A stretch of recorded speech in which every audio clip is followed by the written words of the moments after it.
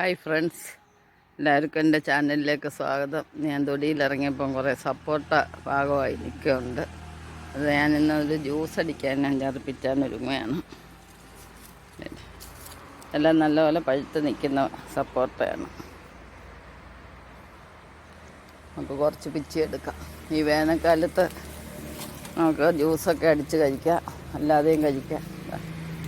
യാതൊരു പരിചരണവും ഇല്ലാതെ യഥേഷ്ടം കാലാകാലങ്ങൾ ഇഷ്ടം പോലെ പിടിക്കുന്നതാണ് ഈ സപ്പോട്ടക്ക.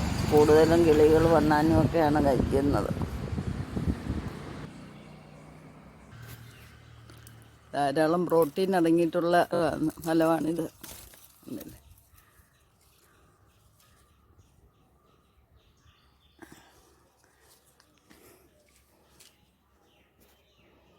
ഇന്നെനിക്ക് സപ്പോട്ടക്ക കിട്ടിയിട്ടുണ്ട്.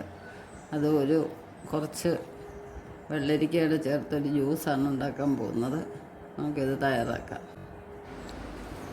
സപ്പോട്ടക്ക പാകമാകുന്നത് നമുക്കറിയാൻ ഒക്കുന്നില്ല. കാരണം വിളഞ്ഞതും പഴുത്തതിനും എല്ലാം ഒരേ കളറാണ്. തൊടുമ്പം കയ്യിലോട്ട് അടന്ന് വീഴുന്നതുകൊണ്ടാണ് പഴുത്തതെന്ന് തോന്നുന്നത്. അതുകൊണ്ട് നമ്മൾ വലിപ്പമായ കായെല്ലാം പറിച്ച് നമുക്ക് ന്യൂസ് പേപ്പറിൽ പൊതിഞ്ഞ് വെച്ചാൽ നല്ല രീതിയിൽ പഴുത്ത് കിട്ടും. അതുകൊണ്ട് ഇതിൻ്റെ കുരു നീക്കിക്കളയണം.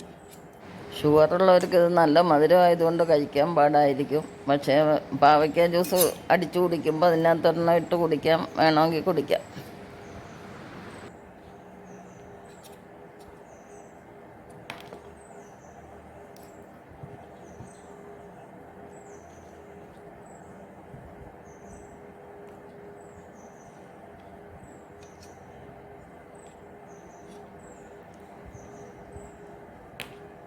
സപ്പോട്ടയ്ക്ക് നല്ല മധുരം ഉള്ളതുകൊണ്ട് നമുക്ക് പഞ്ചസാര പ്രത്യേകിച്ച് ചേർക്കേണ്ട കാര്യമില്ല. നല്ല മധുരമാണ്.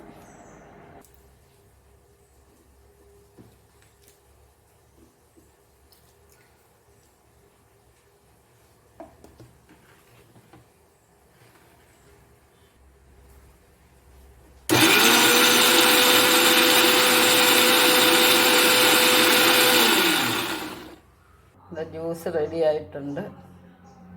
നമുക്കിത് ഗ്ലാസ്സിലോട്ട് പകരാം.